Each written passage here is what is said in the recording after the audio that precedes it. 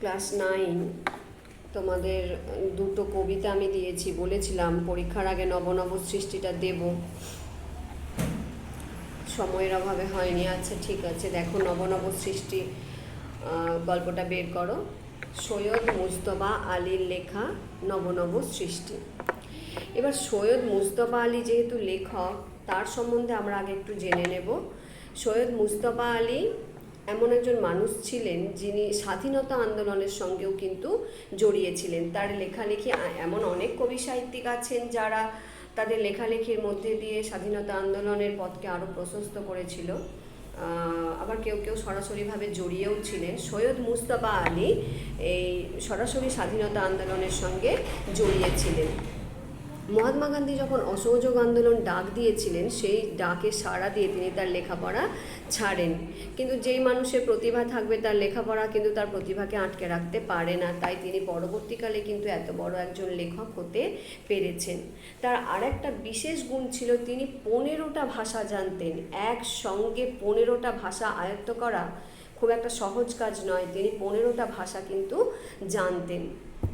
এবার দেখে নাও তার উল্লেখযোগ্য কয়েকটা গ্রন্থের নাম: পঞ্চতন্ত্র, চাচা কাহিনী, ময়ূরকণ্ঠী, হিটলার, এইসব গ্রন্থগুলো তিনি রচনা করেছেন। আর তিনি বিশেষ একটা পুরস্কারে সম্মানিত হয়েছিলেন, সেটা হচ্ছে নরসিংহ দাস।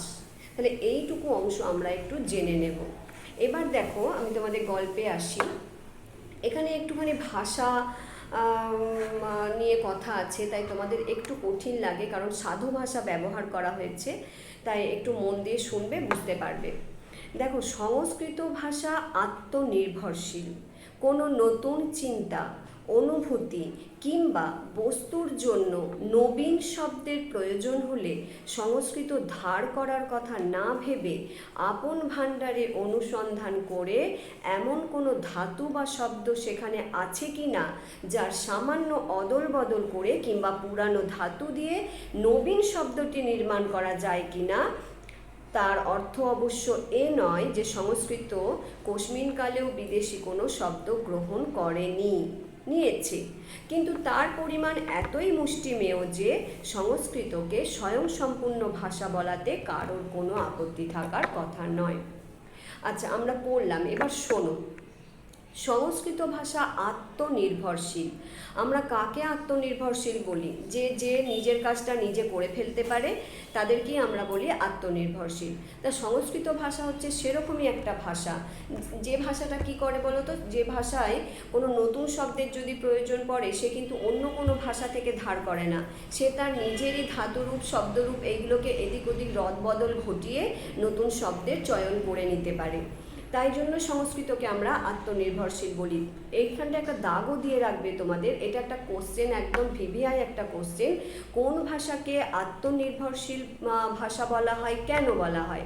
তাহলে সংস্কৃত ভাষাকে আত্মনির্ভরশীল ভাষা বলা হয় কারণ সংস্কৃত ভাষায় কোনো নতুন চিন্তা, অনুভূতি বা বস্তুর জন্য নতুন শব্দের প্রয়োজন হলে সংস্কৃত কিন্তু অন্য কোনো ভাষা থেকে ধার করে নেবার কথা ভাবে না।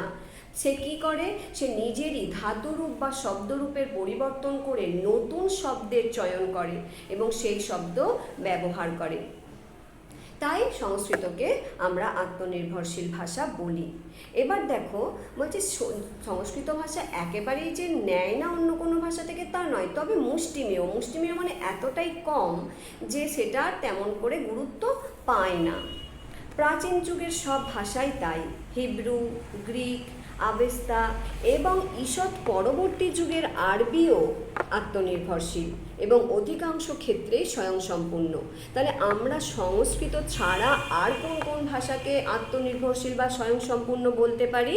এই হিব্রু, গ্রিক, আবেস্তা। আবেস্তা মানে তোমরা আগে পড়েছো, পারসিকদের ধর্মগ্রন্থ হচ্ছে জেন্ট আবেস্তা, সেই আবেস্তা ভাষাকেও কিন্তু আমরা স্বয়ংসম্পূর্ণ ভাষা বলতে পারি। তবে এখানে আরেকটা প্রশ্ন পরের প্যারায় আমরা পাচ্ছি, কোন ভাষাকে আত্মনির্ভরশীল বলা যায় না? বর্তমান যুগে ইংরেজি আর বাংলা কিন্তু আত্মনির্ভরশীল নয়। আমরা প্রয়োজন মতো অপ্রয়োজনেও কি করি, ভিন্ন ভিন্ন ভাষা থেকে শব্দ গ্রহণ করি। যেমন পাঠান মোগল যুগে আইন, আদালত, খাজনা, খারিজ নতুন রূপে দেখা দিলে বলে আমরা আরবি ফার্সি থেকে নতুন করে শব্দ গ্রহণ করেছি। আবার পরবর্তী যুগে যখন ইংরেজরা এলো, ইংরেজদের মুখের ভাষা বলতে বলতে বলতে বলতে আমাদের বেশিরভাগ শব্দই কিন্তু ইংরেজি হয়ে গেছে। যেমন দেখো চেয়ার, চেয়ার মানে কে দ্বারা আমরা কিন্তু বলি না, চেয়ার মানে কি বলি, চেয়ারই বলি। আবার কাপ, কাপকে কিন্তু আমরা পেয়ালা বলি না, আমরা কি বলি, কাপ। টেবিল, এরকম বেশ কিছু শব্দ আমরা সেক্ষেত্রে কি করি, ইংরাজিটাই ব্যবহার করে যাচ্ছি। এবার লেখক বলছেন বিদেশি শব্দ নেওয়া ভালো না মন্দ সেই প্রশ্ন অবান্তর। নিয়েছি এবং এখনও সজ্ঞানে আপন খুশিতে নিচ্ছি, এবং শিক্ষার মাধ্যম রূপে ইংরেজিকে বর্জন করে বাংলা নেওয়ার পর যে আরও প্রচুর ইউরোপীয় শব্দ আমাদের ভাষায় ঢুকবে সেই সম্বন্ধে কারোর কোনো সন্দেহ নেই। আলু কপি আজ রান্নাঘর থেকে তাড়ানো মুশকিল। বিলেতি ওষুধ প্রায় সকলেই খান, ভবিষ্যতে আরও নতুন নতুন ওষুধ খাবেন বলেই মনে হয়। এই দুই বিদেশি বস্তুর ন্যায় বাংলা ভাষাতেও বিদেশি শব্দের আমদানি থেকে যাবে, নতুন আমদানিও বন্ধ করা যাবে না। এইটা একটা তোমরা দাগ দেবে, আর তার আগে যে আলু কপিটা একটা দাগ দেবে। আমাদের রান্নাঘর থেকে কোন কোন সবজি তাড়ানো মুশকিল, আলু আর কপি, এই সবজি দুটো আমরা এত পরিমাণে ব্যবহার করি যে এই দুটোকে আমরা বাদ দিয়ে চলতে পারবো না। আর একটা লাইনের তলায় দাগ দাও, নতুন আমদানি বন্ধ করা যাবে না। কিসের আমদানির কথা এখানে বলা হয়েছে না, বাংলা ভাষাতে বিদেশি শব্দের আমদানির কথা বলা হয়েছে। এবার দেখো বলছি, পৃথিবীতে কোনো জিনিসই সম্পূর্ণ অসম্ভব নয়, অন্তত চেষ্টা করাটা অসম্ভব নাও হতে পারে। হিন্দি উপস্থিত সেই চেষ্টাই করছে।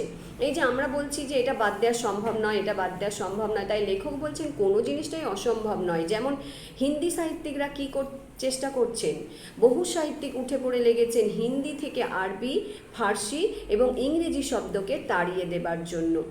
চেষ্টার ফল আমি হয়তো দেখে যেতে পারবো না, আমার তরুণ পাঠকেরা নিশ্চয়ই দেখে যাবেন। ফল যদি ভালো হয় তখন তারা না হয় চেষ্টা করে দেখবেন। বলা বাহুল্য রবীন্দ্রনাথ স্বচ্ছন্দে লিখেছেন। এই যে রবীন্দ্রনাথ কী কী ভাষা বাইরে থেকে ব্যবহার করেছেন, তারপরে নজরুল কী কী ভাষা ব্যবহার করেছেন, বিদ্যাসাগর কী করেছেন, এইগুলো তোমরা কিন্তু দাগ দিয়ে রাখবে। রবীন্দ্রনাথ স্বচ্ছন্দে লিখেছেন কি, আব্রু দিয়ে, ইজ্জত দিয়ে, ইমান দিয়ে, বুকের রক্ত দিয়ে। এই যে আব্রু, ইজ্জত, ইমান, রক্ত, এগুলো কিন্তু বাংলা ভাষা নয়, এগুলো আমরা অন্য ভাষা থেকে গ্রহণ করেছি। রবীন্দ্রনাথ স্বচ্ছন্দে লিখেছেন। এবার দেখো নজরুল ইসলাম কি ব্যবহার করেছেন, ইনকিলাব, ইনকিলাব নয়, কথাটা ইনক্লাব নয়, ইনকিলাব, শহীদ। এই যে এই কথাগুলো নজরুল আবার বিদেশ থেকে বা বিদেশি ভাষা থেকে গ্রহণ করেছেন। এবার দেখো বিদ্যাসাগর সাধু রচনায় বিদেশি শব্দ ব্যবহার করতেন না। হ্যাঁ, আমরা যদি দেখি বিদ্যাসাগরের কোনো রচনা দেখব বেশিরভাগই সাধু ভাষায় লেখা হয়েছে, তাহলে দেখব কি তিনি সাধু ভাষাতে কোনো বিদেশি শব্দ আনেননি। তবে বেনামিতে যখন তিনি লিখেছেন তখন অসাধু রচনা চুটিয়ে আরবি ফার্সি ব্যবহার করেছেন। আর অতিশয় নিষ্ঠাবান ব্রাহ্মণ পণ্ডিত, এখানটা দাগ দেবে। অতিশয় নিষ্ঠাবান ব্রাহ্মণ পণ্ডিত বলতে কার কথা বলা হয়েছে, হরপ্রসাদ শাস্ত্রী। এই হরপ্রসাদ কি করছেন, আরবি ফার্সি শব্দের বিরুদ্ধে জেহাদ ঘোষণা করাকে আহাম্মকি বলে মনে করছেন। তাহলে আরবি ফার্সির ভাষার বিরুদ্ধে জেহাদ ঘোষণা করাকে আহাম্মকি বলে মনে করতেন কে, হরপ্রসাদ। আলাল ও হুতম, এইটা একদম ভিভিআই দাগ দিয়ে রাখো এবং পাশে নোট করে রাখো। আলাল বলতে কি বোঝানো হয়েছে, আলাল হচ্ছে প্যারীচাঁদ মিত্রের লেখা আলালের ঘরের দুলাল উপন্যাস। আর হুতম বলতে কি বলা হয়েছে, কালীপ্রসন্ন সিংহের লেখা হুতম প্যাঁচার নকশা। এই দুটো গ্রন্থ তোমরা ভালো করে দাগ দিয়ে মনে রাখবে। বলছে এই দুটোর ভাষা বিশেষ উদ্দেশ্যে নির্মিত হয়েছিল, সাধারণ বাংলা এর স্রোতে গা ঢেলে দেবে না বলে তার উল্লেখ স্থলে নিষ্প্রয়োজন। এবার আর একটা ভালো ইম্পর্টেন্ট প্রশ্ন হচ্ছে হিন্দির বঙ্কিম। হিন্দির বঙ্কিম কাকে বলা হয়, হিন্দির বঙ্কিম বলা হয় স্বয়ং প্রেমচন্দ্রকে। হিন্দিতে বিস্তর আরবি ফার্সি তিনি ব্যবহার করেছেন। তাহলে এই পর্যন্ত আমরা যেটুকু পড়লাম দাগ দিলাম, এখানটা তোমরা একটু ভালো করে মন দিয়ে আর একবার শুনে নেবে, দেখবে তোমাদের আর অতটা কঠিন লাগছে না। চলো আজকে এখানেই ক্লাসটা শেষ করলাম।